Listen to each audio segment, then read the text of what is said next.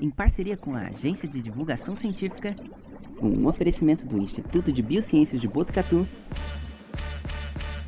Começa agora o Por Acaso, onde cada caso é um caso. Apresentado pela Gabriela Larissa, ou derramada para os íntimos. Bom dia, boa tarde, boa noite. Sejam bem-vindos a mais um episódio do podcast Por Acaso, onde cada caso é um caso. E o episódio de hoje é pra você que já se perguntou como é envelhecer ao contrário.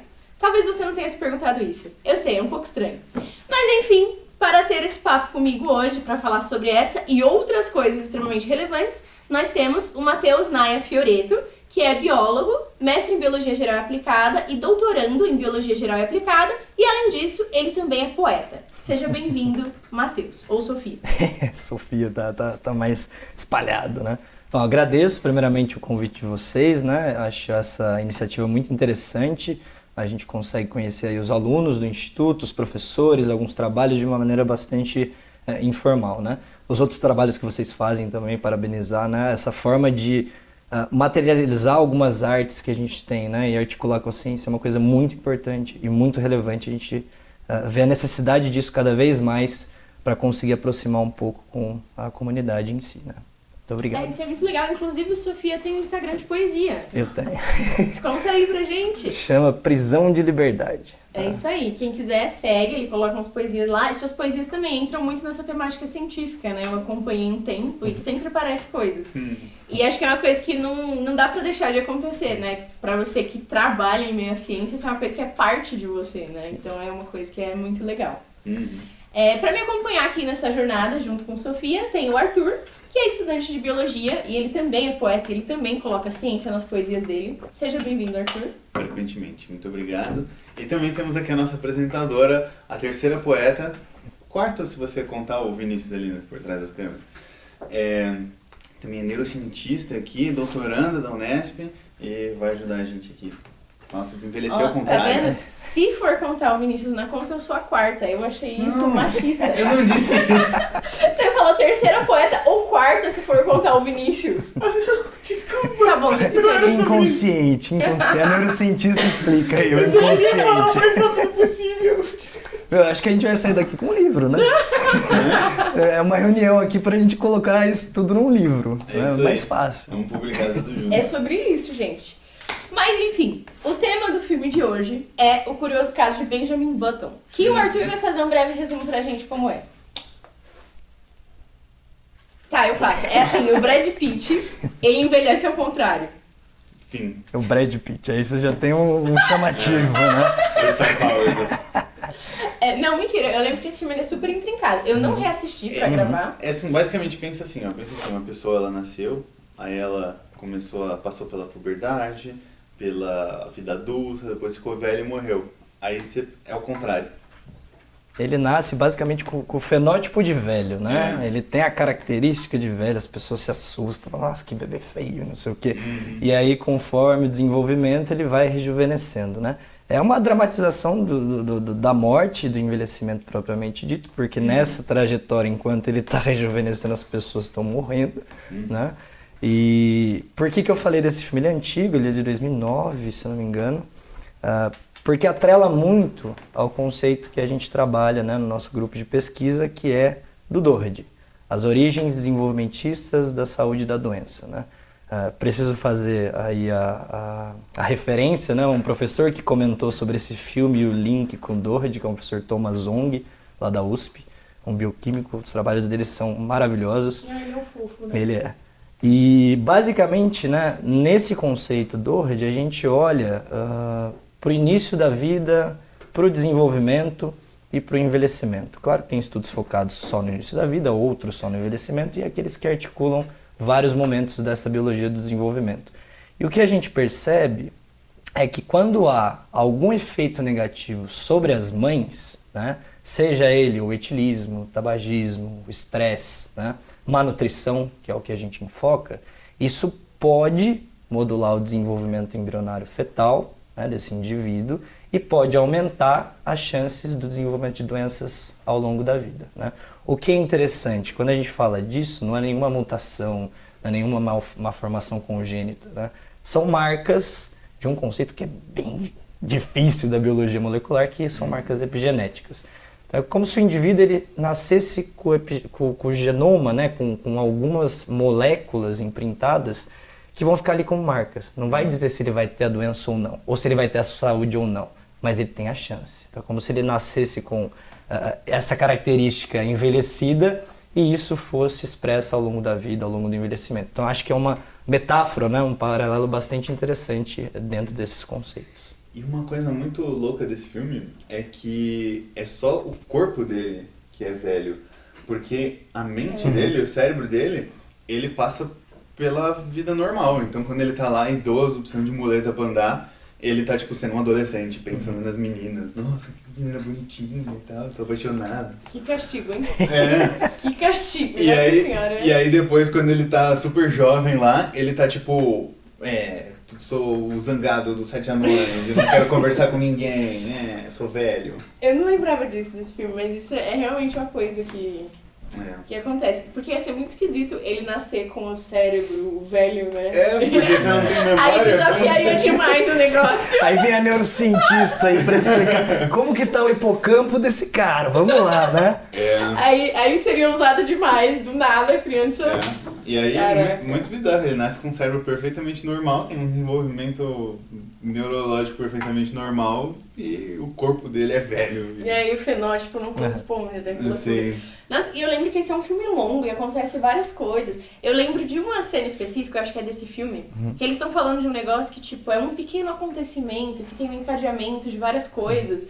E, tipo, alguém para pra amarrar o tênis na rua e isso faz com que uma série de coisas atrasem e aí resulta que alguém é atropelado e sofre um acidente e a menina não pode mais ser bailarina. E acho que era a menina que ele gostava. Eu lembro dessa situação. Era ela mesma. Eu lembro disso, que tinha esse negócio assim do destino, que às vezes é uma coisa muito pequena e que desencadeia tudo. Isso foi uma das coisas que me marcou desse filme. A teoria do o bater de asa da borboleta lá, do... Como é que é o nome? Eu acho que... Borboleta? Não. É que eu acho que não chama efeito borboleta. Eu acho que não chama. Talvez seja. Enfim, o negócio da teoria do caos lá. Enfim, mas eu lembro disso. Essa foi a coisa que ficou gravada. Eu lembro dessa cena de alguém abaixando pra amarrar o tênis e que tinha um encadeamento de coisas. E eu fiquei tipo, nossa. Eu era criança quando eu assisti. Aí a gente olha o destino, tá ligado? A gente tipo, uau! Não, mas É isso. É bacana, né? Eu citei esse filme, mas se a gente fosse problematizar um pouco mais a fundo, né, em características sociopolíticas, socioeconômicas, veja que a gente trabalha lá com modelo, né? Eu trabalho com ratinho, bonitinho, zoinho vermelho e tal.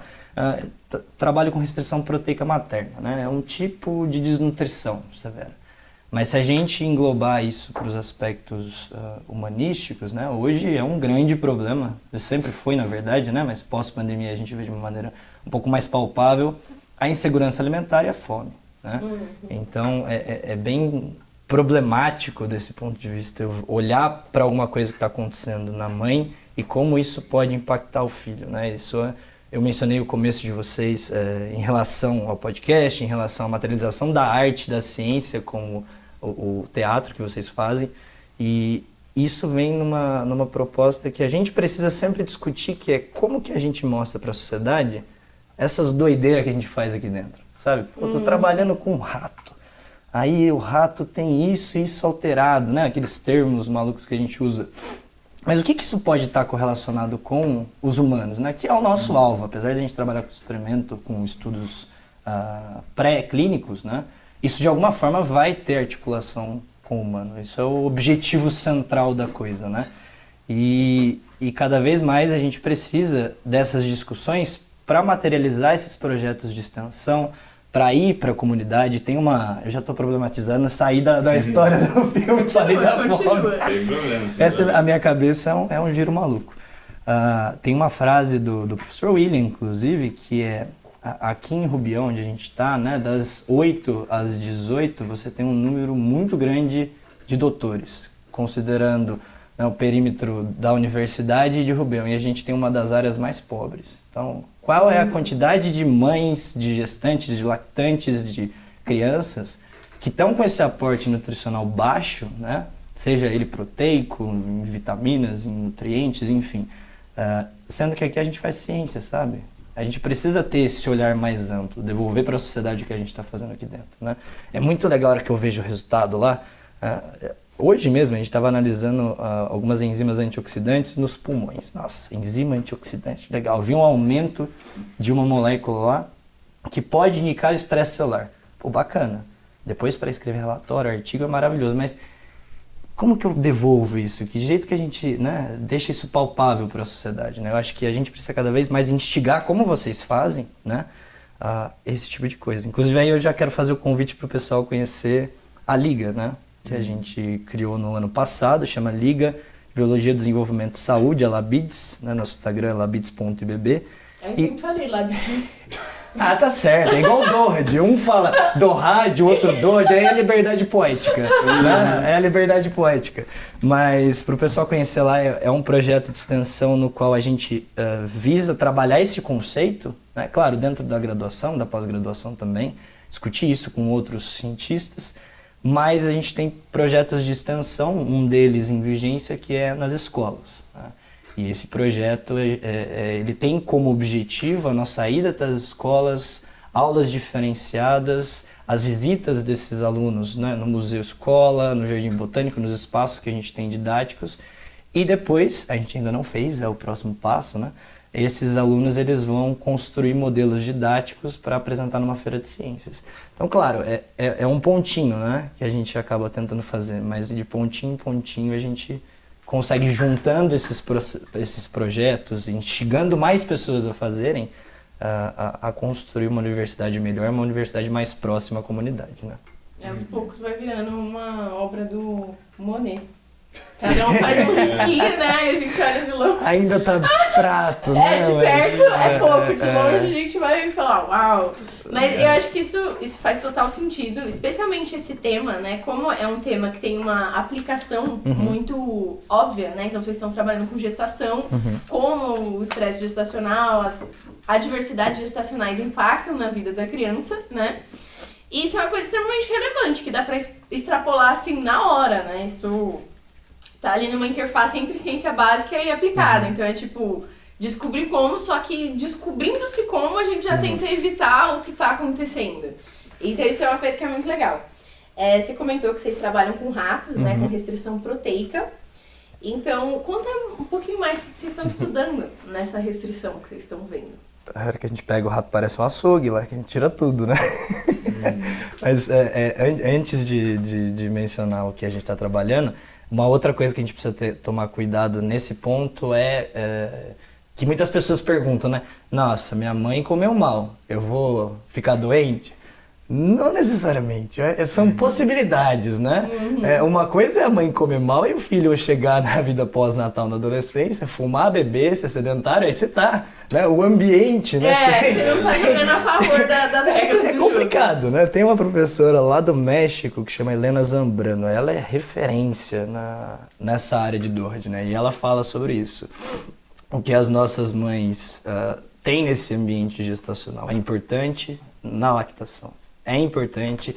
O papel do pai também, porque a gente foca, né, muito na mãe, gestação. Mas o que o pai faz antes do período de fecundação, propriamente dito, também pode modular o espermatozoide, né?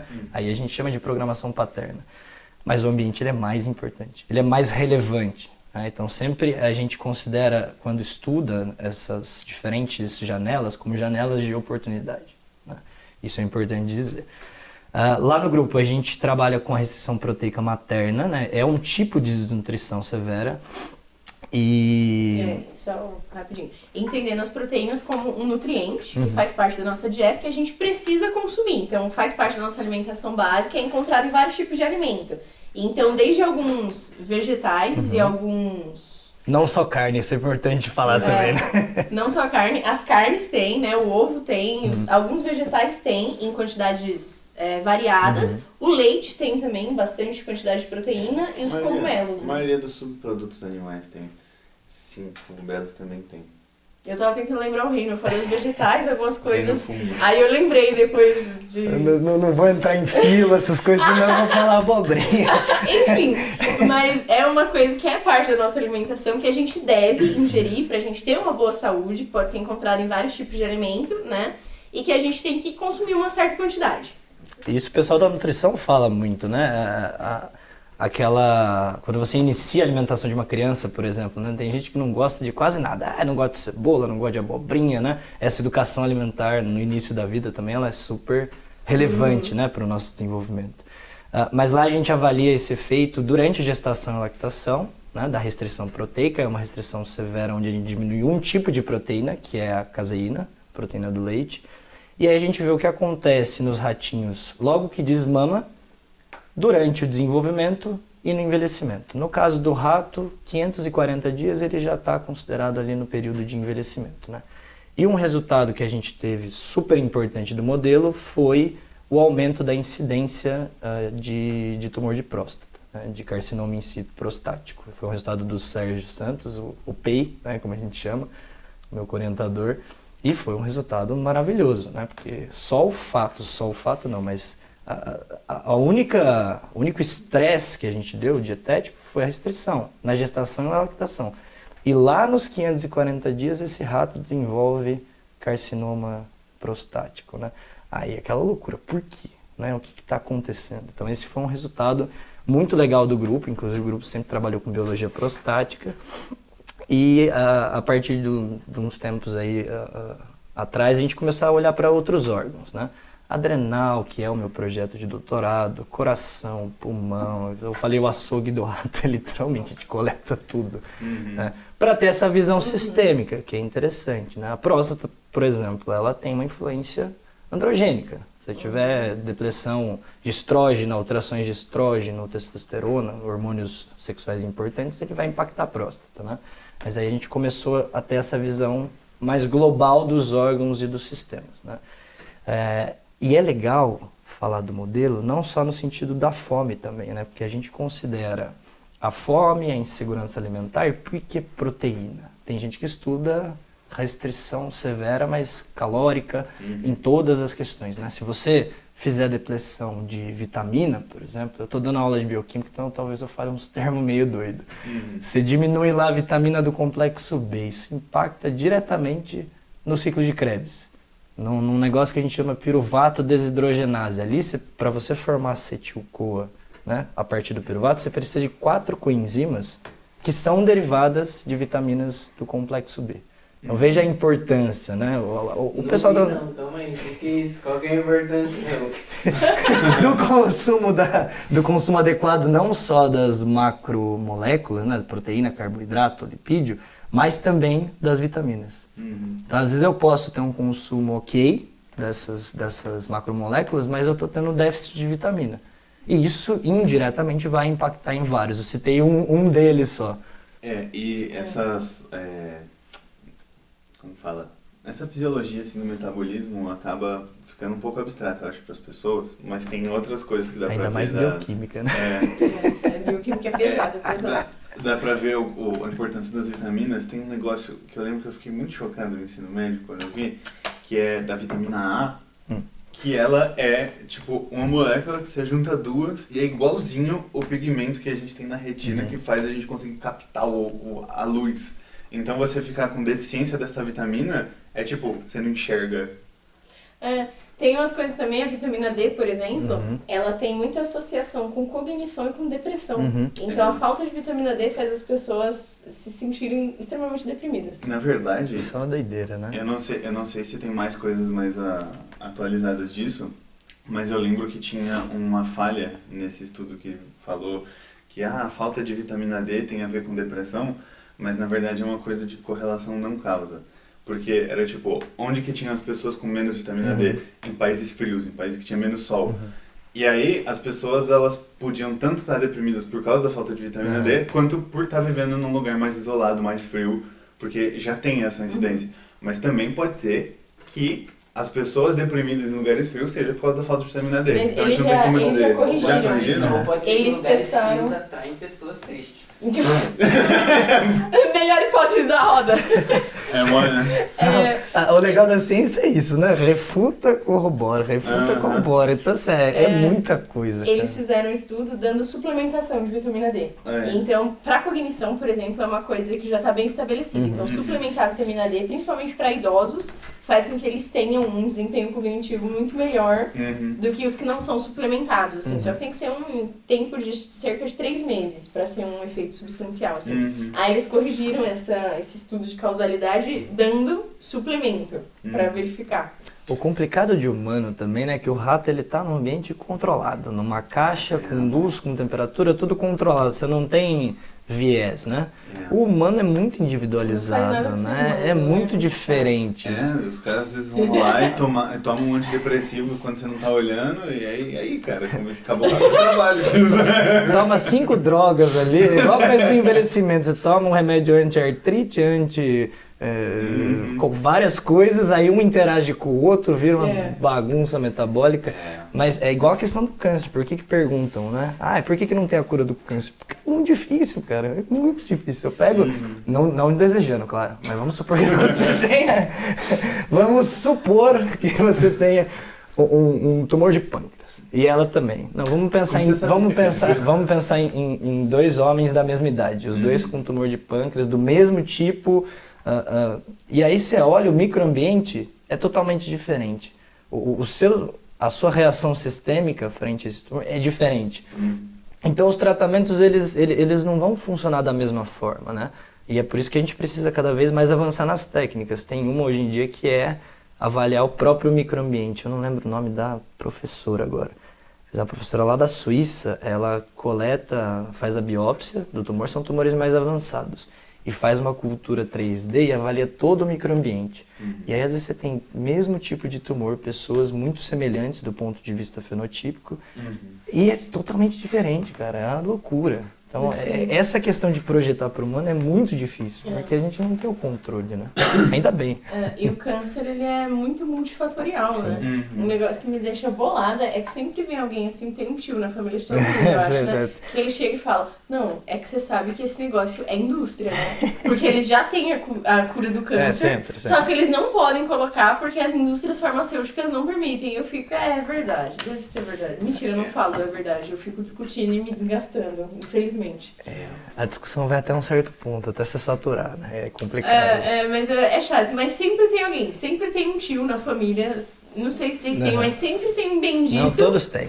Que já sabe que tem a cura do câncer. É o tio do pavê, né? Sim, e aí você vai tentar explicar, explica então, não, que negócio mais complexo, tio, eu fiz a faculdade, etc. Aí ele, não, mas é que estão escondendo de você também.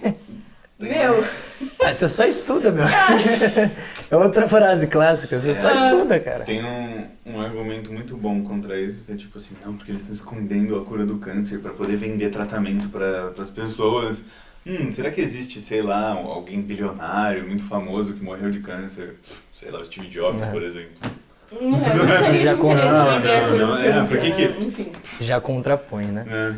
Enfim, mas são questões aí que acontecem. E você falou, né, que vocês fazem a restrição proteica. E como vocês fazem? Vocês têm uma ração especial para esses ratos, que já vem com menos proteína. A gente compra lá de Jaú, é uma padrão AI 93, e aí ela tem essa diminuição da caseína. A ração como um todo, essa hipoproteica, ela tem 6% de proteína. A normoproteica para os nossos ratinhos controle tem 17%. E aí a gente regula em alguns aspectos. Amido, dextrina e L-cisteína, para deixar essa ração isocalórica e normossódica. Tirar viés, né? Só restrição proteica. Aí vem, né, a questão da fome, da insegurança, porque se a gente vê algumas regiões, no Brasil mesmo, né? Onde você tem um déficit em relação a algumas macromoléculas, é uma alimentação com bastante carboidrato, um pouco de lipídio, mas sempre falta proteína. E essa proteína, claro que tem alguns alimentos, alguns vegetais que têm um aporte proteico, mas no geral, né, a gente não tem uma educação alimentar que visa essa diminuição de consumo de carne e tudo mais. Então as pessoas buscam a carne, que é caro, né, que ainda é muito caro. E tem a má alimentação, que é o outro lado. A pessoa que tem o aporte econômico, porém essa pessoa se alimenta mal, por escolha ou por falta de conhecimento, né? Então come McDonald's, aí eu não posso falar de marca. Pode. Quero ver eles processarem a gente. Marcas aí, ó, refri. Eu quero ver o Ronald McDonald assistindo isso aqui, hein? Atenção, Ronald McDonald. Aí é bombar, hein? Toma um Eu quero processo que gigantesco, mas vai Pra eles ficar. processarem a gente, eles vão ter que ver nosso podcast primeiro. Eu quero ver o Ronald Aí McDonald seria- assistir isso aqui e fazer um Aí vídeo ele vira o- respondendo o nosso vídeo. Ele vira o próximo entrevistado, É né? isso aí. Achou ruim? Vem cá falar o seu contra-argumento. Mas tem essa também, né? Após a industrialização, a gente teve aí o aumento de alimento ultraprocessado, pouco nutritivo, hipercalórico. Então tem esses dois paralelos que a gente consegue observar, né?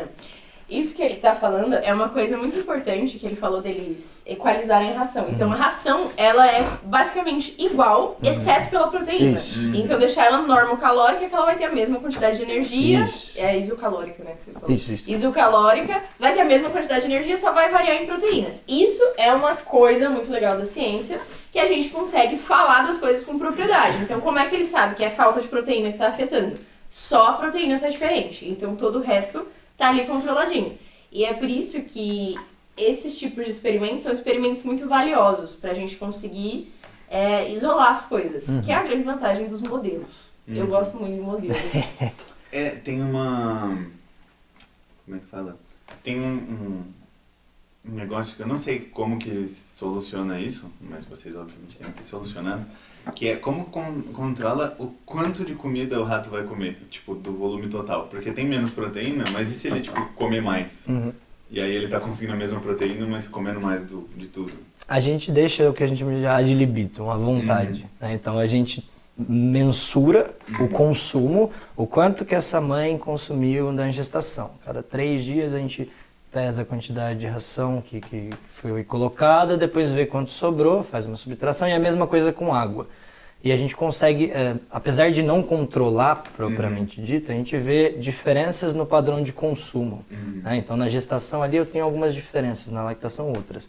Mas é notório a hora que o rato nasce, né, dessa mãe hipoproteica, por exemplo, ele tem um peso muito menor. Ele tem um baixo peso que a literatura mostra que não é o padrão ouro para você dizer que é um fator de risco, mas tem essa correlação, né? Esse conceito nosso do DORAD, ele se baseia em vários estudos, um deles foi David Barker, um senhorzinho aí fenomenal, que associou essa correlação positiva do baixo peso nos filhos, em humanos, então dados epidemiológicos lá na Inglaterra, com o aumento da incidência de obesidade, doença cardiovascular. Um outro ponto que dá muita força para esse tipo de estudo, que foi um momento histórico muito triste, foi o cerco dos nazistas sobre a Holanda, né? No momento que a gente considera como a fome holandesa. Ali você teve vários dados epidemiológicos que foram posteriormente avaliados, associando a correlação positiva de filhos dessas mães que tiveram desnutrição com o aumento de doenças cardiovasculares, de síndrome metabólica e assim por diante. Então são dados epidemiológicos que deram muita sustentação para esse conceito. Né?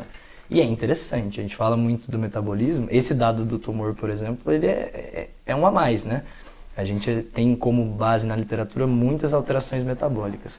Esse professor, o Thomas, é um outro cara que também avalia essa questão do tumor. Ele vê os efeitos, inclusive paternos, ele vê ali alteração em várias enzimas nos espermatozoides e existe, parece, uma correlação positiva com o desenvolvimento de tumor de mama, aí avaliando as fêmeas. Então, são estudos muito interessantes, que a gente consegue ter esse contexto triste histórico, mas que dá uma base epidemiológica, que às vezes falta em alguns estudos, né? Não que falte, a gente sempre está buscando algum objetivo, mas a hora que pergunta, por que você estuda isso? Para que você estuda? O que você quer mostrar com isso? Quando você tem uma base epidemiológica, um estudo de coorte, isso dá muita força.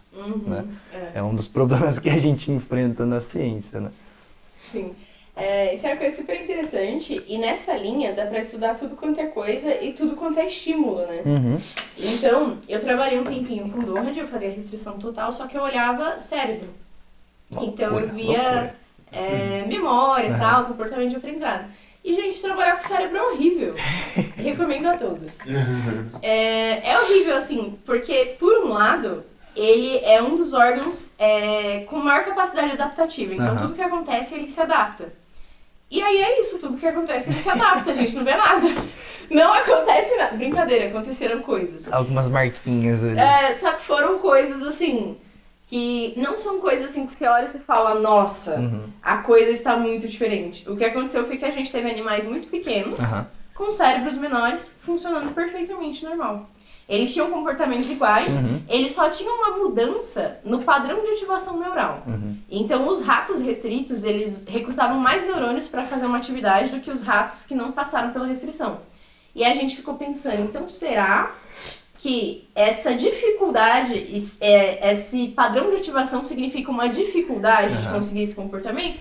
E não sabemos. Esse é legal, é ficou pergunta, aí no ar cara. a questão, ficou aí a questão. A gente vai morrer se perguntando. Tem uma frase muito bonita. Quando que acaba a biologia do desenvolvimento? Quando a gente morre, porque o hipocampo, né, as nossas áreas cerebrais, elas não param. Claro que você diminui algumas atividades, né, neuroplasticidade, você sabe mais do que eu disso. Mas a gente para de se desenvolver propriamente dito na hora que entra em equilíbrio total, como a gente fala na termodinâmica, né? Eu falo quando você quer xingar alguém, chama a pessoa de equilibrada, né? Você tá falando assim, eu quero que você se equilibre, eu quero que o senhor morra. Eu amei, eu vou adotar. Essa é ótima, cara. Eu adorei, vou adotar. A gente não trabalha, não tem parâmetro com o cérebro lá no nosso modelo, infelizmente. E porque é muito difícil, você sabe que tem que seccionar, tem a área correta, né? Enfim. Mas uma coisa que eu tô... Mas dá pra fazer. Já estamos criando uma parceria aqui, ó. Semana que vem tem coleta, já vou mandar mensagem pra Gabi. Eu quero olhar para o hipotálamo e para a hipófise, porque eu estou vendo órgãos responsivos ao eixo hipotálamo e hipófise. E eu queria ver alguma coisa de hipocampo, porque a gente vê no animal jovem, né, no pós-lactação, que ele tem um baixo peso, mas parece que ele é cabeçudo, cara. Não, parece que de alguma forma, sabe, o fígado, por exemplo, é um cara que desloca muitos substratos para o cérebro para manter ele. Se você desligar o cérebro, você morre. Então parece que existe aí um mecanismo compensatório para esse desenvolvimento. Isso é muito da hora. É a teoria do cérebro egoísta. Então, se tiver que escolher uma sessão ali para empenhar a energia, o gasto calórico, o cérebro é priorizado. Porque o cérebro, a habilidade de aprender, é uma das coisas mais preciosas do ponto de vista evolutivo. Né? Um rato que não consegue se orientar espacialmente, que não consegue memorizar a toca dele, ele tem muito pouca chance de sobreviver.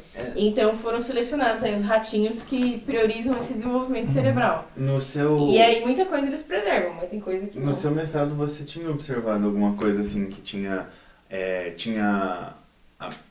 proporcionalmente a mesma quantidade de células? Tipo, o cérebro total diminuiu, porque o animal ficou menor na restrição, só que tinha a mesma quantidade de células por região, então... supriu, né? Ele ficou menor, mas supriu a deficiência. Em que idade que eles eram? Os meus, eu fazia restrição gestação e lactação durante o período inteiro, e eu começava a avaliar eles aos 90 dias. Aí eu pegava eles com tipo uns 100, 110, dependendo. Já estava adulto já, né? Já pegava adultinho já. E aí eu fazia uma segunda restrição adulta, pra ver se as duas restrições, porque a restrição no adulto, a restrição calórica, ela é benéfica pro cérebro. E a restrição fetal não. E aí a minha ideia era fazer a fetal junto com a calórica e ver o que sairia. Entendi. Se uma ia anular a outra ou se elas iam se somar, porque, enfim. E aí o cérebro é muito bom, né? Várias de adaptação. muitas perguntas. Muitas perguntas, surgiram poucas respostas. Às vezes no envelhecimento talvez haveria alguma sobrecarga, alguma alteração mais visual, né, fenotípica. É porque os animais adultos, é que a gente vê, assim, um dos projetos que vai sair agora é com análise da placenta. Então a gente olha muito pro filho. E a mãe, como que tá? Vamos ver como que essa mãe tá. Analisar a placenta e ver comportamento, porque o nosso modelo a gente percebe que tem muita perda. A restrita, ela às vezes não pare, ela tem pontos de reabsorção, que seriam perdas propriamente dito. Ou nasce, ela é muito estressada, mas você olha pra ela, ela tá toda coisadinha assim com os pelos, tudo eriçado assim, muito estressada. Aí você vai analisar o comportamento dela, que o pessoal começou a fazer, ela pisa na cabeça do filho, ela é bagunçada, sabe? Ela não faz ninho direito, aí ela esquece um filhote no canto, ou não nasce a ninhada pareada, né? Isso também vai afetar o comportamento. É uma doideira, cara. Meu, quando nasceram os ratos do meu mestrado, foi muito engraçado, porque elas têm 2 comportamentos principais de amamentar. Um é a cifose, que os filhotinhos estão embaixo e ela tá empinadinha pra cima, e o outro ela só deita e os filhotes que lutem. A mãe preguiçosa. A primeira vez que eu vi isso, eu fiquei, ai, que bonitinha, ela tá deitada pra deixar eles mamarem. Aí eu fui ler lá, fui buscar e eu fiquei, não, pera. É um comportamento Ela tá sendo uma má mãe? Não acredito? Mamãe. E eu achando super fofo, olhando, tipo, ai, que bonitinho ela pra cima, assim. E ela, tipo, nem aí. Mas a gente não observou, no meu experimento, não observamos tanto estresse assim. Elas conseguiram controlar. A gente fazia 50% de restrição total. Só que por estar balanceado, eu acho que segurava uma boa quantidade dos efeitos. Era só, tipo, menos. Elas só estavam de dieta, mas estava perfeitamente balanceado. Então isso foi uma coisa que mudou, assim, desviou os nossos resultados. A restrição proteica, eu acho que ela dá mais diferença para o sistema nervoso. Talvez a nível de síntese mesmo, né? Um conceito bastante recente hoje é o eixo cérebro-intestino, né? A gente tem algumas análises com duodeno, a fim de entender ali porque o animal, ele vai, por mais que ele esteja pequeno, ele vai tentar compensar. Ele vai dar um jeito ali de tentar sobreviver. E o que é isso? Ele não vai ter um estresse posterior, isso talvez diminua a possibilidade de doenças, etc. Mas no caso do duodeno, se eu vejo algum impacto, posso ter má absorção. Então, imagina, o leite materno já estava vindo, a gente ainda não fez análise bioquímica do leite, é um próximo passo. Mas muito provavelmente ele já está vindo com menos componente do sistema imune, imunoglobulina, etc. Aí se você tiver uma estrutura ruim, né, do ponto de vista estrutura mecânico mesmo e de absorção, isso vai impactar. E a gente foi olhar para o cólon. O cólon desses animais, mesmo novinhos, ele tem um desbalanço de várias moléculas do sistema imune, interleucina, pró e anti-inflamatório, e algumas moléculas estruturais também. Portanto, parece que esse cólon está mais suscetível a algumas alterações. O que a gente hipotetiza? Que haja uma desbiose já no início da vida. E é bem legal os conceitos de microbiota, porque principalmente com o cérebro, né? O eixo cérebro-intestino, porque ali você precisa... A microbiota tem função de síntese de ácido graxo de cadeia curta, síntese de precursores de neurotransmissores, então é muito legal. Vocês já viram aquele experimento no qual eles têm o rato saudável e o rato com alguma alteração metabólica, eu não lembro agora qual que é. E eles fazem o transplante fecal do que está com alteração para o saudável, ele começa a ter algumas alterações metabólicas e vice-versa. O do saudável para o que está com essas alterações, né? Ele parece melhorar, é muito doido. E existe o transplante fecal já na clínica, né? Ainda ali a passos curtos, mas é uma coisa muito legal. E sim, isso é muito legal, é sensacional, assim, muito bom, muito bom. E é engraçado porque muitos animais, eles fazem isso naturalmente, né? De comer o cocô da mãe e pegar uma forma de herdar a microbiota dela. Geralmente a mãe come o cocô dos filhotes também, né? Não, mas aí não tem a ver com pegar a microbiota, né? Porque o bebê não tem a microbiota. É só mas pra ele você pega, por exemplo, animais herbívoros, que a microbiota é muito importante para fazer a digestão, por exemplo, preguiças, koalas, eles praticamente terminam de mamar na teta e começam a mamar merda. É muito louco, né? É sobre isso. É muito a natureza, gente. Sim. É igual a rata, a hora que ela tá estressada, você tem lá, macho e fêmea. Se ela não tá, não sei se ela percebe o que acontece.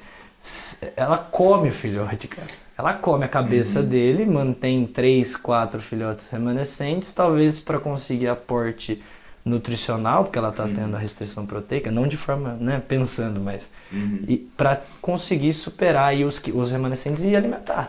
Isso é um comportamento muito doido também. Isso é um comportamento que faz total sentido ser selecionado, né? Porque se ela não tiver comida suficiente para ela sobreviver, quem que vai cuidar dos filhotes? Vai morrer ela e os filhotes. Aí se ela comer os filhotes, não precisa ser todos, né? Se comer o suficiente para matar a fome dela, aí ela tem energia para cuidar dos filhotes.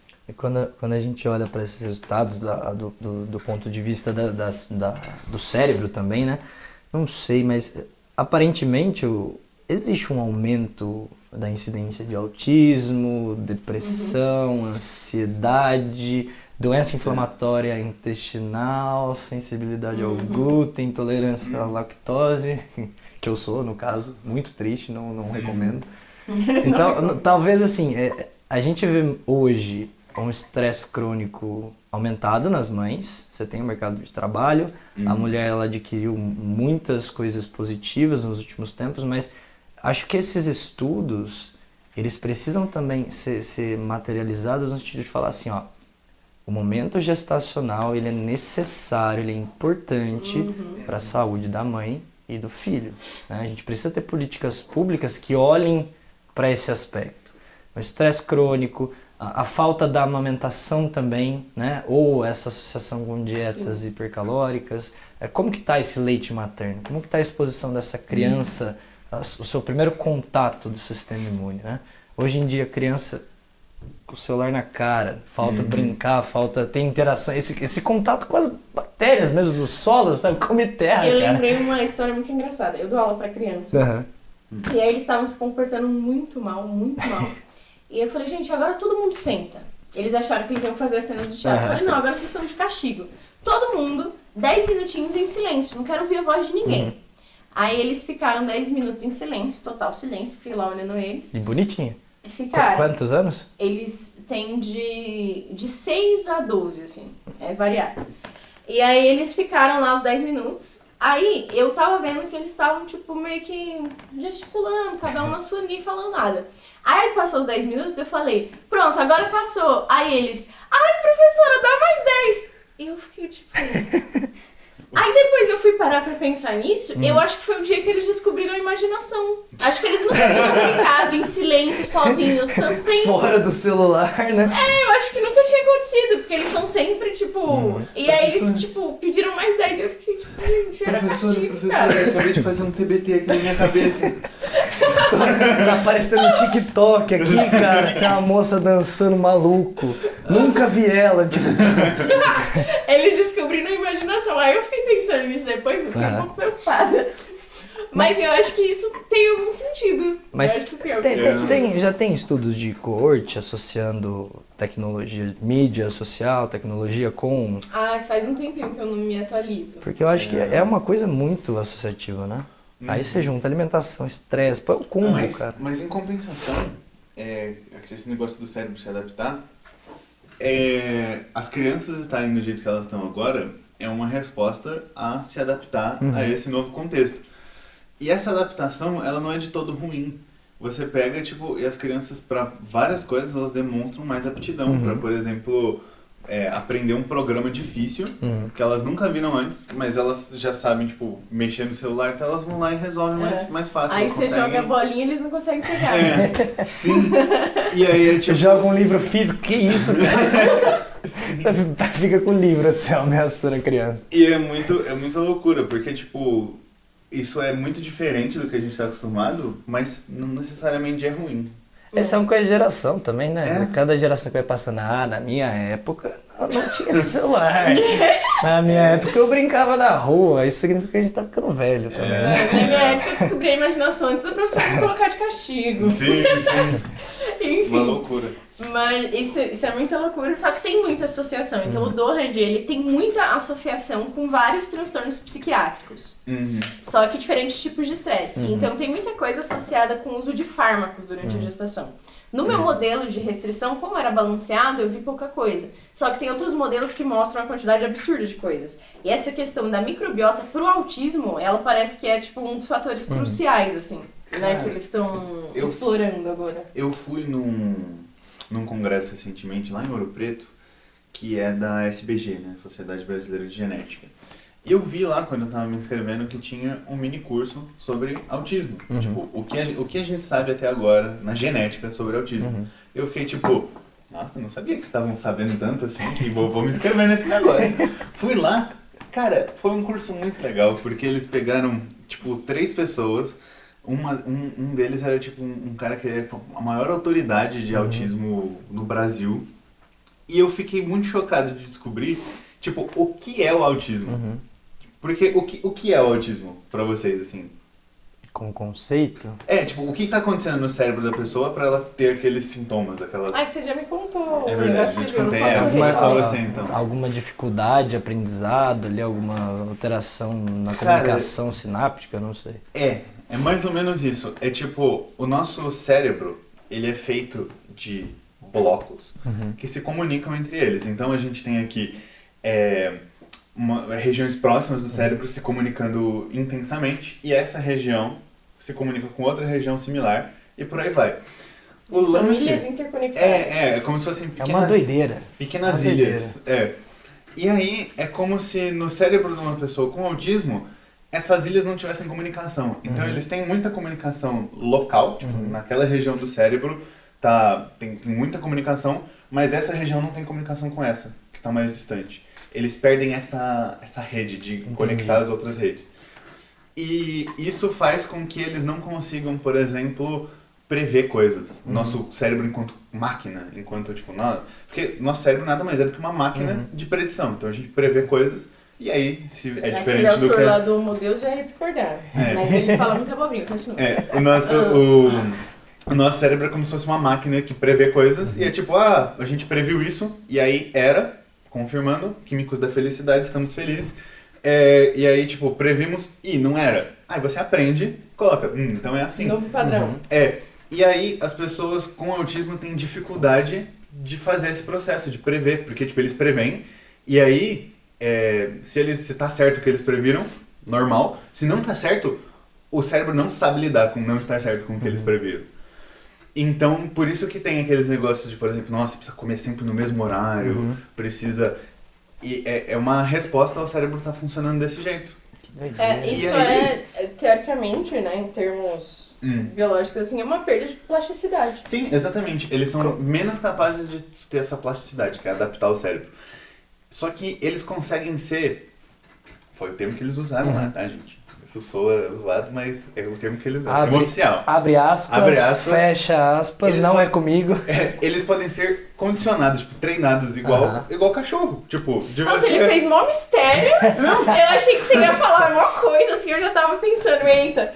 Mas condicionado é uma coisa que a gente também quem não é autista também é mas condicionado. mas eles são treinados, tipo, rapidinho, assim, sabe? Negócio de clique pra... Porque com cachorro você faz isso. Isso ajuda a fixar uma coisa que eles estão aprendendo. Então, tipo, se eles ficam quietos em vez de puxar a coleira, isso é uma recompensa. Então você vai e clica num botãozinho que só faz um barulhinho. E aí o cachorro associa esse barulho com a recompensa da comida. Então às vezes, aí depois você consegue recompensar ele só com o barulho sem a comida. Coisas assim. O behaviorismo clássico. Exatamente. E aí a partir disso, então tipo, tratamento para autismo. Eu vejo um monte de gente falando assim, não, porque o remédio para autismo e tal. Não existe remédio para autismo. Não é esse tipo de distúrbio, não é uma doença que você vai lá e trata com fármaco. Os fármacos, eles só servem para você dar, por exemplo, Ritalina, para a pessoa ficar mais calma e conseguir responder melhor ao... Num período de tempo. Ritalina é um estimulante. Isso, desculpa, não é Ritalina, qual que é o... A neurocientista. Qual que é? Tipo um calmante, eles dão calmantes para eles. Tem o canabidiol também, que é o clássico. Né? Talvez. Um ansiolítico. Eles dão remédios que facilitam eles a participarem do tratamento efetivo, que é tipo condicionamento. E aí isso ajuda essas pessoas a se reinserirem na sociedade, a conseguir, né, fazer parte da sociedade. E uma coisa que eu fiquei muito chocado, que aí é o fundo genético mesmo do autismo, é que existe o autismo diagnosticado por uma mutação. Então ele tem tipo um gene que está errado e já produz um autismo. E geralmente esse caso é o autismo severo, né? Porque o autismo ele tem três, tem o autismo leve, médio e severo. E aí esses que são de um gene, que é um erro só no gene, geralmente são os autistas severos. É o mais raro de acontecer. Aí o autismo leve, ele é muito chocante isso. Porque pode ser vários genes, porque tem os traços do autismo, então são vários genes que vai... esse daqui faz a pessoa ficar um pouco menos sociável. Esse daqui faz a pessoa ficar um pouco menos tolerante a erros. coisas assim. E aí, você acaba tendo várias pequenas mutações que juntam o autismo. Só que tem pessoas que têm autismo e que ela não tem nenhum traço genético. Epigenética aí. E o que acontece nisso, eles já têm resposta pra isso. Eu fiquei muito chocado. São vacinas. Não. Enfim, Cala a boca. cala a São os boca, vai. aliens. Eles estão invadindo, cara. Segundo meu pai, os aliens. Sim. Não, o autismo pode ser causado por várias pequenas coisas dentro da margem normal. Então, tipo, ela é um pouquinho menos sociável do que as outras pessoas. Mas se alguém olhasse pra ela, não ia pensar que tem nada de errado. Então tem essa uma característica, que tá dentro do normal. E aí, a pessoa tem várias outras características que estão dentro do normal, mas, tipo, forçando, assim. E aí, a junção de todas essas características normais produzem um indivíduo fenotipicamente autista. Não necessariamente é um diagnóstico tão preciso, ele, né? ele não tem nenhum dos Você genes. sai do padrão estabelecido pela sociedade Sim. e aí quando você sai um pouquinho mais, você já é considerado. Exatamente. É que eu não sei como que psicólogo, psiquiatra considera. Eles devem ter, né? Sim. Todo um protocolo para esse Isso tipo de é coisa. um debate da atualidade também, se tá tendo aumento da quantidade de autismo ou se tá tendo aumento da quantidade de diagnóstico, né? Tem esse debate aí Entendi. também, que é um negócio Isso. complexo, porque conforme muda critério, né? E eles falaram isso lá no curso também, que tem basicamente duas visões para isso. Porque tem um aumento do autismo hoje, do número de diagnósticos. Sem sombra de dúvidas, é um aumento muito grande. Aí, tem dois estudos que aconteceram mais ou menos na mesma época, e um deles foi feito tipo na Europa. E lá, basicamente, eles observaram que tinha um maior número e eles fizeram o quê? Eles contaram o número de traços, a frequência de traços autistas, então são esses genes responsáveis por características do autismo, e também viram o número de diagnósticos. Então, se tiver um aumento dos traços e dos diagnósticos, quer dizer que tipo, aumentou o número de genes na população e por isso que os diagnósticos estão pegando isso. Se o número de traços ficar igual, mas aumentar o número de diagnóstico, aí o problema é metodológico, o problema é como está acontecendo esse diagnóstico. Porque, de fato, isso, historicamente, agora são mais... as coisas para diagnosticar um autista, elas estão mais brandas, elas englobam mais circunstâncias, que antes não acontecia. Então, eles pegaram e fizeram esse estudo, e na Europa mostrou que tinha um aumento, sim, do número de traços e o número de diagnósticos junto. Então, na Europa, mostraram, tipo, beleza, tem um aumento de indivíduos com traços autistas. Só que fazendo em outro país, num país mais jovem, por exemplo, nos Estados Unidos, eles veem o contrário, que o número de traços tá normal, mas tem muito diagnóstico. E aí... dois negócios com a mesma metodologia que deram respostas completamente opostas. E aí todo mundo ficou tipo, como assim? E aí o consenso hoje é o seguinte, é que existe uma tendência nos países do aumento do número de traços autistas. Então, tipo, quanto mais antigo um país com problema, por exemplo, envelhecimento da população, coisas assim, vai aumentando esses traços. Então, países mais velhos, como os da Europa, eles já atingiram o ápice do número de traços autistas, e aí estabiliza, e aí tá tendo diagnóstico por causa disso. E aí nos países mais recentes, ainda não chegou nisso, então ainda tá na tendência de aumentar, só que aí tá com o problema da superdiagnosticação. Então tá diagnosticando pessoas que não têm autismo com autismo, mas eventualmente vai chegar, vai aumentar também esses traços. Então muito bizarro. É uma série de coisas, né? É uma Porque loucura. pode... Sim. Você tem um padrão comportamental hoje diferente, igual a gente falou de geração, né? Celular, enfim. Pós-pandemia ainda, que a gente ficou isolado, todo mundo maluco dentro de casa. As crianças que já nasceram, né, ou que estavam nessa primeira infância, ou adolescentes mesmo, que passaram por esse momento de pandemia, talvez eles tenham esses reflexos, e que na verdade às vezes não é uma condição, sabe, uma alteração específica, é uma questão comportamental, a pessoa é assim. Foi um aprendizado daquele momento, A gente ficou no pós-pandemia, pelo menos eu, num primeiro momento, mais introspectivo, porque, cara, você ficou dentro de casa com enfim, com quem você morava, ficava ouvindo música, trabalhava um pouco, mas era uma coisa muito auê, porque você tinha das 8, você tinha qualquer horário para trabalhar. Então vamos dormir 4 horas da manhã, acorda meio-dia, enfim. E aí pode ser um pouco desses reflexos, né? Isso é uma coisa muito importante. E a adolescência é um período chave muito relevante do ponto de vista neural, porque é um momento que acontece a poda sináptica. Porque a gente nasce com mais sinapses do que precisa e a gente vai perdendo elas conforme elas não são usadas até chegar no cérebro, né, comum e tal. E na adolescência ainda existe uma grande quantidade dessas sinapses e neste momento elas vão ser podadas. Então é um momento que a pessoa estabelece os hobbies. Então na adolescência tem aquele momento lá que os adolescentes perdem o juízo, começam a fazer comportamento de risco. Tem adulto que não tem juízo ainda, né? Se mantém. Então, porque depende do que foi escolhido nessa fase. Sim. Então, às vezes, tipo, aí chega aquele momento de comportamento de risco porque tá tendo essa poda sináptica. Então, coisas que antes eram prazerosas param de ser, porque são sinapses que você tá perdendo, que estão indo embora. E aí a pessoa começa a buscar outras coisas prazerosas. Aí vem os comportamentos de risco. E aí, dependendo do que você faz na adolescência, isso vai determinar os seus hobbies pro resto da sua vida. Porque foi à luz daquilo que você fez que a sua poda sináptica aconteceu. Isso é um bagulho muito doido e ninguém sabe, né? Cara, eu vou voltar e dar uma olhada na adolescência, que alguma coisa... alguma coisa eu vou sair daqui e marcar terapia. Porque alguma coisa aí...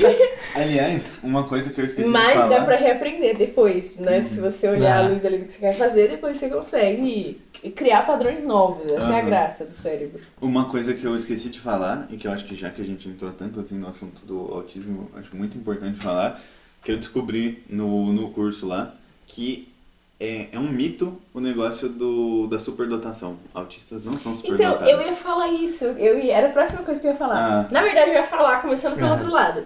Eu ia falar começando pelo fato de que, cognitivamente, a interação social é uma das coisas mais complexas que nosso cérebro é capaz de fazer.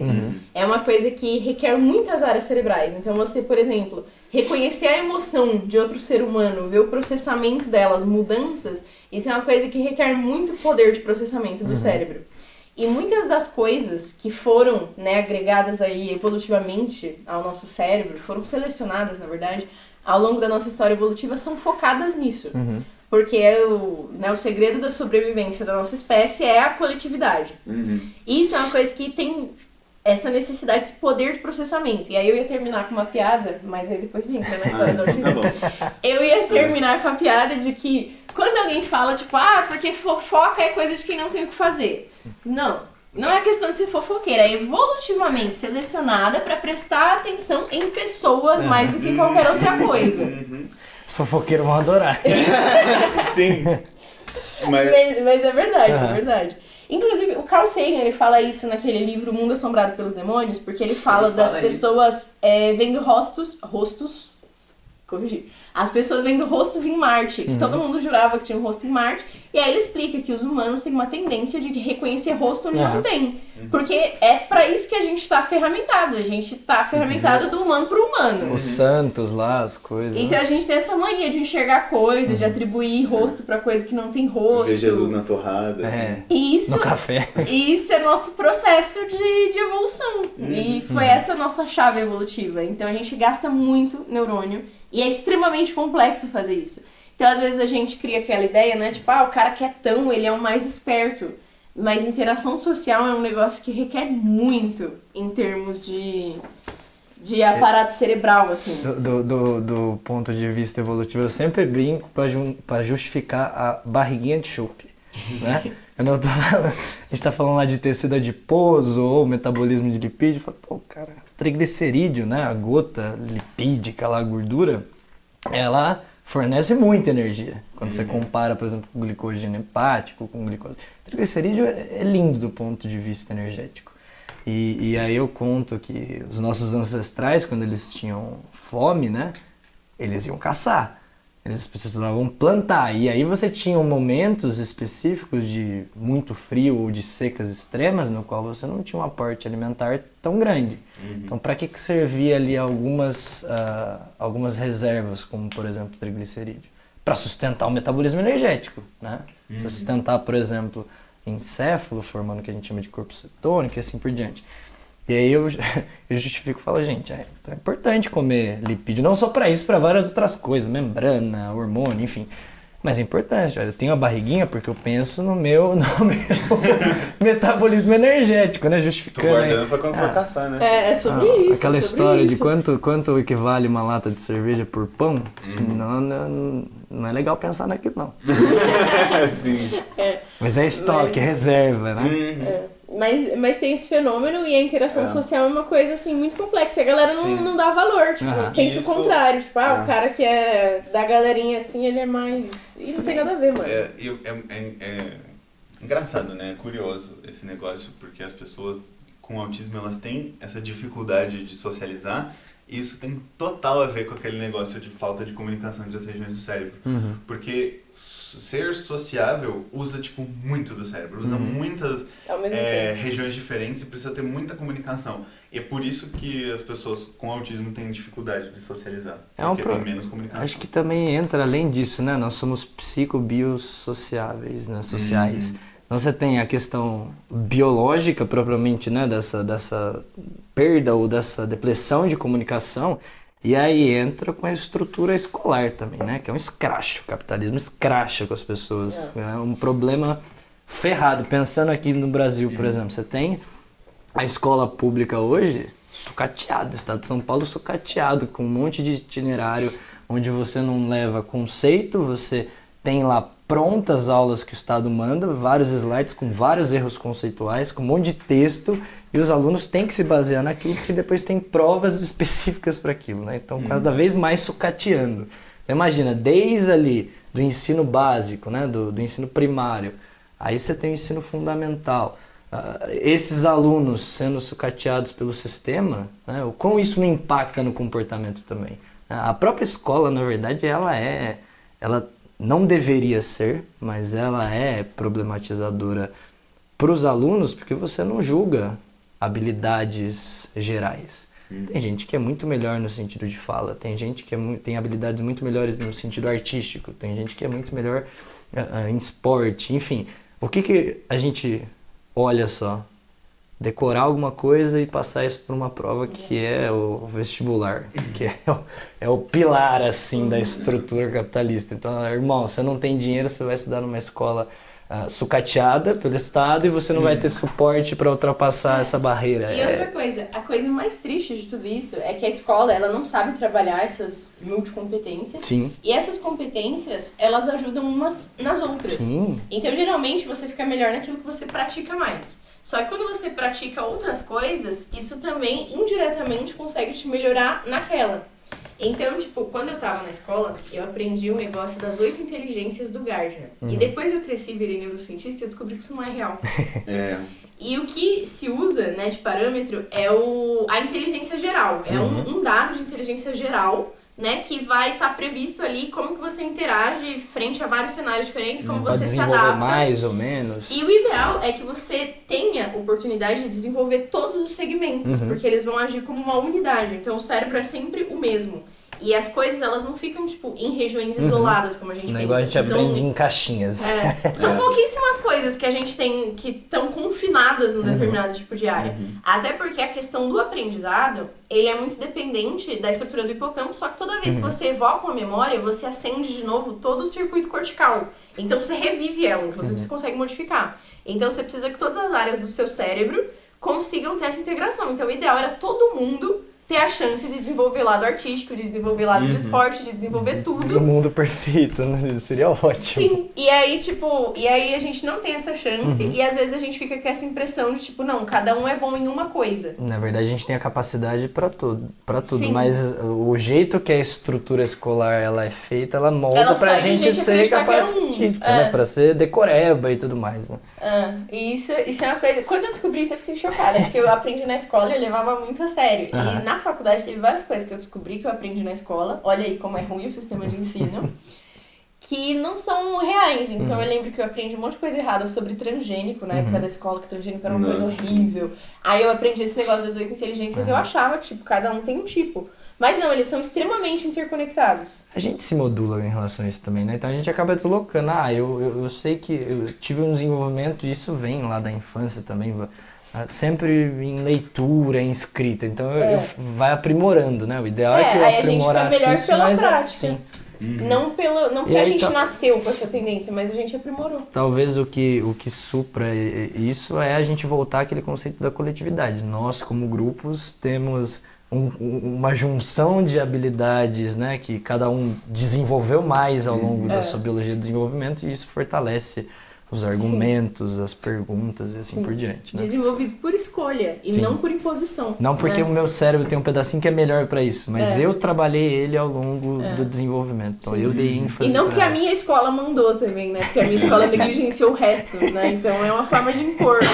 E é triste também. E é isso aí. O que acontece nas escolas geralmente é justamente a pessoa vai lá, ela tem uma pequena experiência ruim com alguma matéria, que ela foi mal e teve dificuldade, ou o que quer que seja, e aí, como você é um adolescente, você está no meio da sua poda sináptica, seu cérebro está entendendo onde vai cada coisa, o que acontece é que é a impressão que fica. Então, nossa, tirei uma nota baixa de matemática quando eu estava no primeiro ano do ensino médio. É culpa do professor. E aí você cresce acreditando que você é ruim em exatas. Que você, nossa, não, eu sou de humanas. Eu não sou de exatas, não. E aí vem disso. Em relação a isso, também não é necessariamente. Você tem desenvolvimento de acordo com o que a pessoa estuda mais. Então, por exemplo, nós somos numa área de biológicas, ele é de exatas, mas é porque ele desenvolveu mais isso ao longo. Ou tem alguma coisa assim, um potencial, sabe? Não Na sei. maior parte do tempo são escolhas. Existe um gene em que tem um gene que está associado com ter dificuldade para matemática. Entendi. Só que a grande parte da população não expressa. Então o que vai predominar é a escolha. Então, tipo, você foi criado sobre essa lente. Você teve sua experiência de frustração e você se negou a aprender Entendi. aquilo. E inclusive ele. Conta aí, Vabi. Contar o que é Jesus. Conta aí como você é bom de exatas. Como você é de exatas. Fala umas fórmulas pra gente. Gente, eu sou uma desgraça, cara. Eu não entendo nada, eu vou péssimo em todas as coisas que tem a ver. Se eu entendi, é porque eu precisei estudar mais que as pessoas da minha volta. Mas se eu entendi, é porque eu fui lá e tentei entender, hein? Tem gente que não tenta entender, aí não vai entender nunca. Mas é isso aí, eu não sou bom em física. Quer dizer, eu sou bom em física, eu sou bom em matemática. Enfim, mas vai muito mais da escolha. Então, tipo, em algum ponto aconteceu alguma coisa que fez aquela pessoa internalizar isso e ela cresceu sob a luz daquilo. Então ela sempre tá negligenciando uma parte, assim. Então isso é o principal. Existe esse gene, mas como eu disse, ele é muito pouco presente na população. Assim, e voltando lá Sai no negócio teste que do eu- Genera esse gene. Né? Enfim, voltando lá aquele... Nunca vi alguém que tem o gene de dificuldade da matemática até hoje. Voltando lá, no negócio que eu ia complementar, já que a gente entrou no assunto de autismo, acho importante desmistificar o negócio da superdotação. Porque não só isso é um mito, como é um mito extremamente danoso para a comunidade de pessoas que sofrem com autismo. Por quê? Você vai lá e olha no filme e aí eles fazem a 20ª adaptação merda do Sherlock Holmes. E aí não, porque ele é autista, tá vendo? Porque ele não consegue interagir com as pessoas. Mas ele é muito esperto nas coisas. E aí ele é só uma pessoa normal que trata mal os outros. E aí as pessoas acham que é isso que é um autista. Uma pessoa muito inteligente, genial, e que as outras pessoas abaixo não conseguem conceber o quão esperto ele é. E tipo, não é assim que funciona. Inclusive, muitas pessoas com autismo são acometidas de comorbidades e uma delas é o oposto, né? Que não é subdotação, como que é?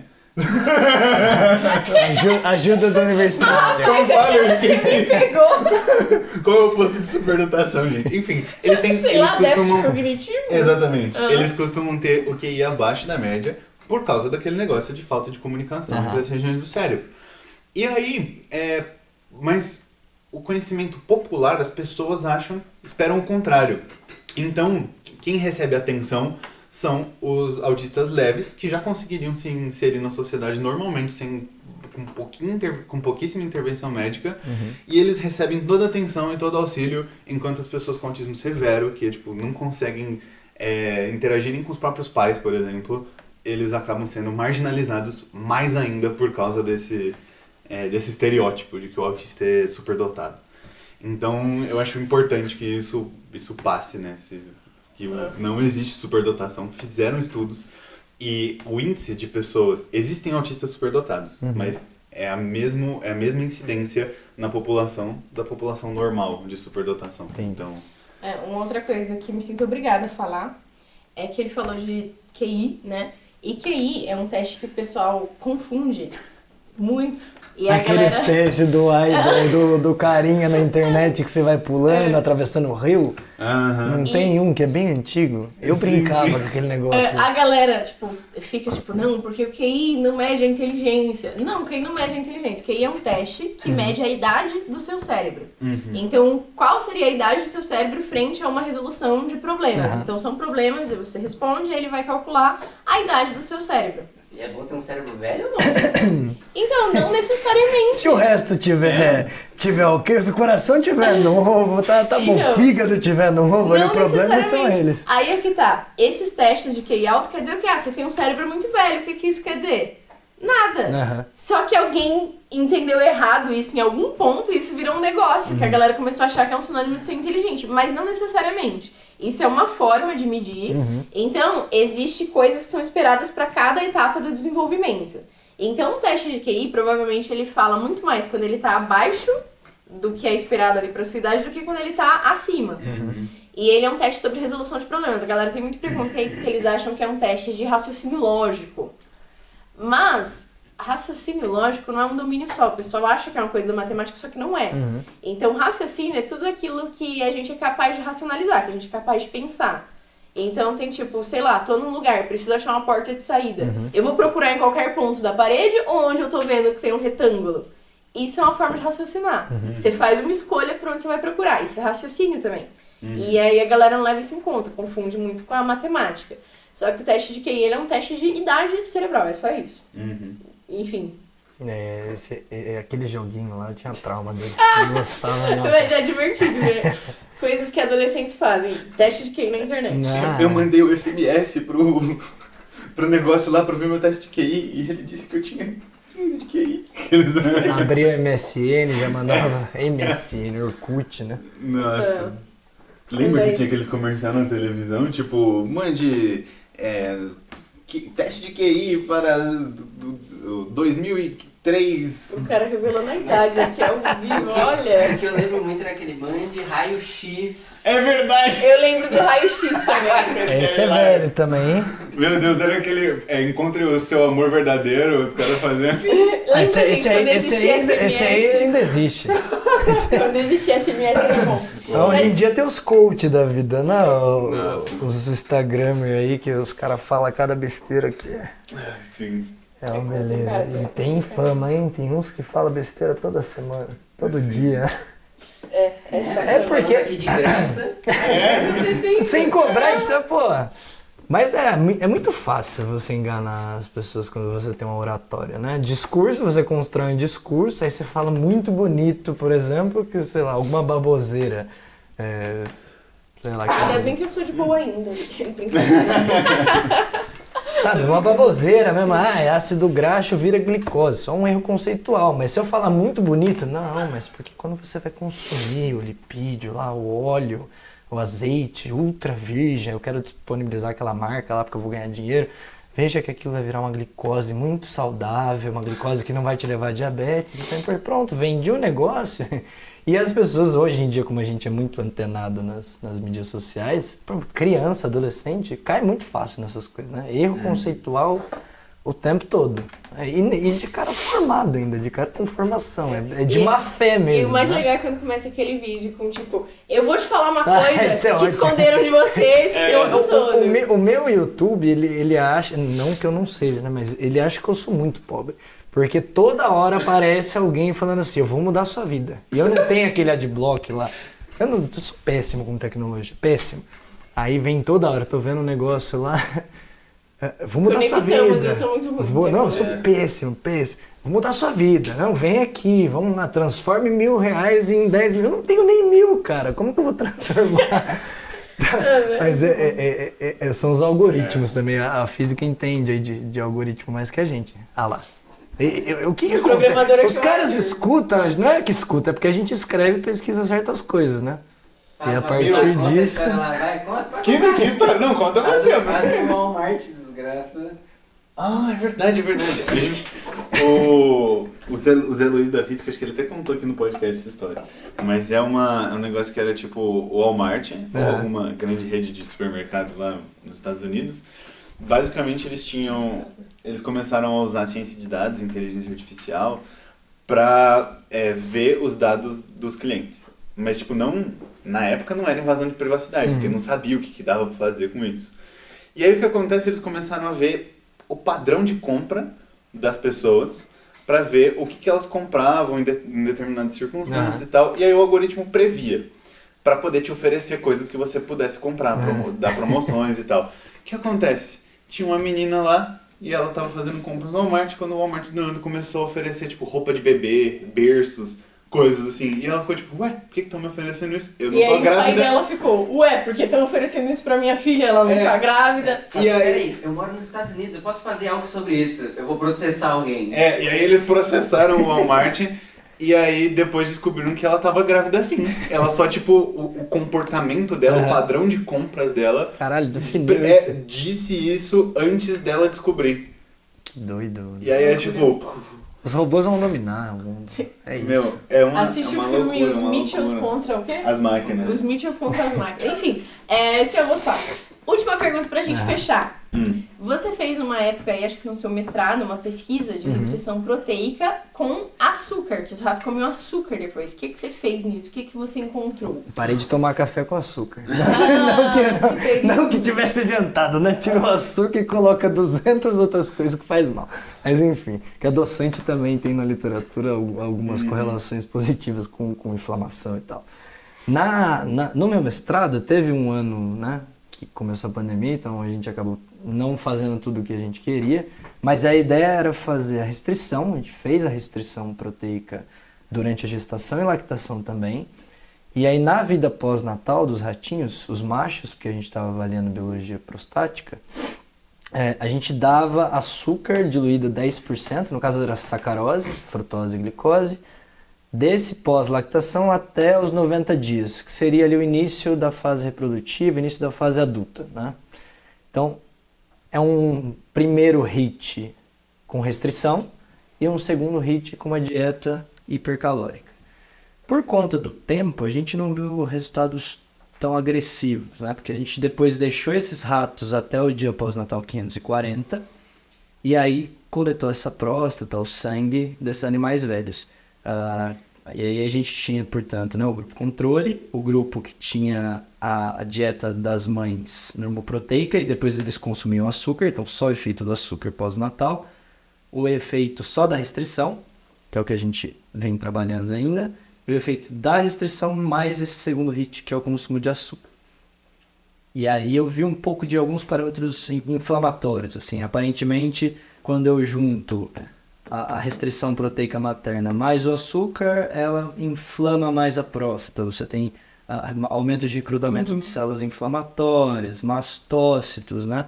Eu acabei avaliando por expressão proteica uma via de sinalização, que chama TGF-beta, SMAD2/3, e ela aparentemente estava ativada, né? O que levaria a maior proliferação. Mas a gente não viu, por exemplo, aumento na incidência de carcinoma in situ, prostático, nesse grupo que teve restrição e consumo de açúcar. Nem no grupo que teve só consumo de açúcar. Tive um ou outro tumor. O restrito ainda se manteve com alta incidência. Então, para próstata, parece que assim, o açúcar mais a restrição ou açúcar isolado, ele não teve um efeito tão negativo, né? Por esse animal ser velho, um pouquinho antes você poderia influir uma prostatite, né? Uma inflamação ali, que seria para um humano, por exemplo, ruim no ponto de vista de qualidade de vida. Mas o que faltou? Olhar para outros órgãos. Porque o açúcar, ele tem um potencial, principalmente a frutose, do que a glicose, inflamatório. Então ali o tecido adiposo, provavelmente com uma inflamação subclínica, alguma alteração no pâncreas, por ter esse consumo de açúcar durante um determinado período, poderia ter alguma depressão sobre a liberação de insulina, resposta hipotalâmica, saciedade, receptores de leptina, não sei. Então eu acho que a gente ainda estava trabalhando só com a próstata, mas eu acredito muito que de maneira sistêmica há um desbalanço maior quando somos dois efeitos. que uma coisa que a gente fala bastante também é esse animal ele é restrito durante a gestação e a lactação e depois de um determinado tempo ele meio que se iguala ao controle, tá? Ele tem um catch-up ground, a gente chama. Ele cresce, se iguala, mas molecularmente ele não tá igual. Ele tá com aquelas marquinhas epigenéticas igual o Button, né? A epigenética desbalançada. Agora, quando eu dou para esse animal que estava acostumado a um microambiente uterino com menos proteína, a um ambiente lactacional com menos proteína, eu dou uma sobrecarga glicídica para ele, assim, hipotetizo muito que haja, né, alterações pancreáticas, hepáticas, né? Faltou a gente olhar mais para isso. Nervosas. Do ponto de vista da próstata, é como se eu falasse, ó, você pode ter restrição materna, consumir açúcar. Tá, ok, a próstata vai dar uma inflamadinha ali, né? Tudo bem que não é bem assim também, né? Gente, próstata, pra quem não se situa aí na conversa, é um órgão que fica lá abaixo da bexiga. Aí a uretra passa por dentro, a uretra é o lugar por onde passa o xixi. E é o que os médicos têm que tocar no exame do toque retal. Pra quem não sabe. Porque isso da próstata também, né? Ela é a glândula acessória do sistema genital masculino que secreta a substância que tem algumas enzimas, né? Alguns componentes importantes para o aspecto reprodutivo, vai auxiliar ali os espermatozoides, o sêmen como um todo. Vai colocar os líquidos no sêmen. Exatamente. Você chega no trato genital feminino e aí pode acontecer várias coisas, né? Como a fecundação, que nós passamos, por exemplo. Essa é uma discussão legal também. Às vezes eu tô falando, você foi o espermatozoide que conseguiu chegar lá, cara. De todos aqueles. E aí, o problema da próstata é o câncer de próstata. Inclusive agora a gente vai ter Novembro Azul, várias campanhas, porque ele é um dos cânceres que mais acomete homens, né? Ele perde só pro câncer de pele não melanoma. E é um problema não só biológico, é social também, porque o homem tem preconceito de fazer o exame toque retal, né? E assim, é o primeiro passo. Você avalia PSA, que é uma proteína secretada pela próstata circulante, mas ela não vai dizer, só ela não diz se você está com uma hiperplasia ou com câncer. Precisa ter o toque também, né? Então talvez essas campanhas elas são necessárias para tirar esse preconceito do homem de fazer o toque. Acertamos de novo, vai sair em novembro o episódio, vai ser o 1º de novembro. É isso aí. E aí, fala Novembro Azul, homens se cuidem, tenham esse cuidado aí. Mas essa é a grande importância, além de você ter prostatite, que é uma inflamação, pode ser por infecção ou não, isso também vai afetar a qualidade de vida. E essa relação que você falou com a uretra, ela é interessante porque é um tipo de tumor que é muito associado com o envelhecimento, parece que está acontecendo um pouquinho mais cedo, como outros tipos de tumor. De cólon, por exemplo, parece que está acontecendo mais cedo da ovulação. E aí, essa próstata ela é suscetível a uma hiperplasia, que é o que começa a pressionar a uretra. Então você tem aquela condição de urinar em gotejamento. É um dos indícios também. Né? E a do rato, né? A gente trabalha ali com uma zoninha, com uma zona, um lobo, na verdade, do rato, que é muito semelhante a uma região do humano que é responsiva a andrógenos e que acaba sendo acometida também por esses processos de hiperplasia e tumor. Mas assim, o açúcar não necessariamente faz bem, tá? Aparentemente a literatura, consumir açúcar não é tão interessante. É que ela é controversa, é engraçado, mas órgão específico para pâncreas, frutose, sacarose crônico péssimo, né? Você pode aumentar a incidência de diabetes. Para próstata tudo bem não, mas não consumam tanto açúcar, né? Vamos com calma no açúcar. Uma coisa que sempre acontece comigo, eu não sei se te acontece, mas você chega e você conta, fiz assim assado, cheguei nisso. Uma pesquisa que você já terminou, você já pegou a próstata, você já analisou, e alguém fala assim, por que você não pega agora e analisa essa outra parte do rato? Com o seu rato morto. O pessoal também te faz isso? Cara, porque eu chego, a foto do cérebro do rato no pôster, e eles, por que você não avalia o comportamento do tipo tal? E eu fico tipo... Mulher, se eu te explicar o que tem aqui nessa foto... Se eu te explicar que eu passei esse biotério na pandemia, que eu tava fazendo blot no dia que teve tiroteio lá... Eu perdi meu acasalamento. Eu vim aqui revelar o blot com o avião, né, o helicóptero da polícia sobrevoando, E foi o Blot que deu certo, é inacreditável, né? É inacreditável. Mas assim, a gente sempre quer analisar tudo. A questão é mão de obra, precisa de gente, precisa de vontade, precisa de cabeça, né? Agora a gente está olhando para... Eu acompanho 10 alunos de iniciação científica, então eu tenho mão de obra, né, para trabalhar, que inclusive são muito bons. Uma trabalha com pulmão, outra cólon, outro duodeno, fígado, coração, adrenal, tíbia, e por aí vai. A gente está tentando fazer a análise sistêmica, mas eu tenho mão de obra. Falta sério. E tenho assim, e tem que estudar, né? Só que aí eu tenho a ajuda deles, né? Vamos ler um artigo, vamos discutir isso, vamos fazer uma reunião, porque a gente sempre precisa de um grupo que tenha essa vontade, que tenha, né, o potencial para conseguir chegar a essas respostas. Que a gente tem vontade de analisar tudo? Tem. Falta. Gente, mas o avaliador de pôster sempre vem com essa. Tipo, mas animal sempre. morto, a pesquisa encerrada, tudo feito. E eles, tipo, ai, pega e faz tal coisa. Não, mas faz mesmo. Eu falo, aham, faço. Você fez 50 blotting. Blotting é uma técnica chata pra dar certo. Você vai lá, beta-quitina, que é um endógeno, não dá certo, o marcador aparece. Aí você faz de novo e vice-versa.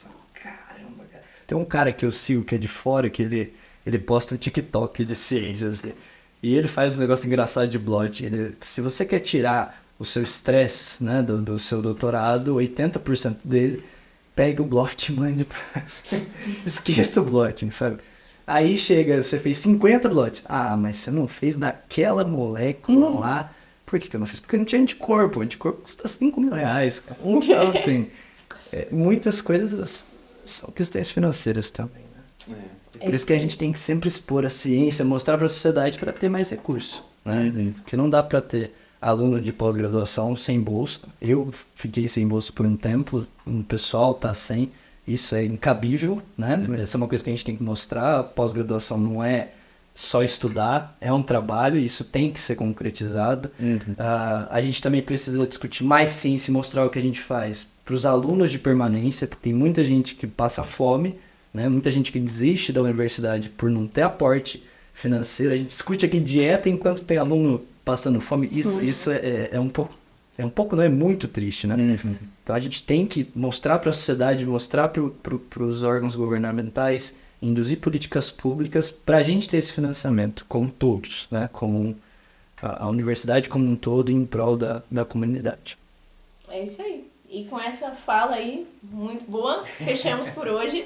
Obrigada a todo mundo que assistiu até o final. Se você gostou, compartilhe com seus amigos. Se você não gostou, faz um vídeo rebatendo a gente, posta, marca a gente. Especialmente se Sim. você for o Ronald McDonald. Ronald McDonald, estamos esperando por você. Big Macs fazem mal.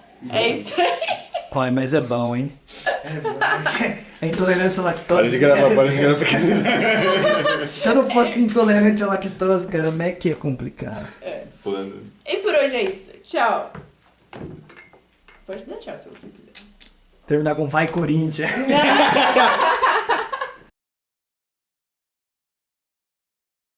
E foi isso. Muito obrigado por nos ouvir.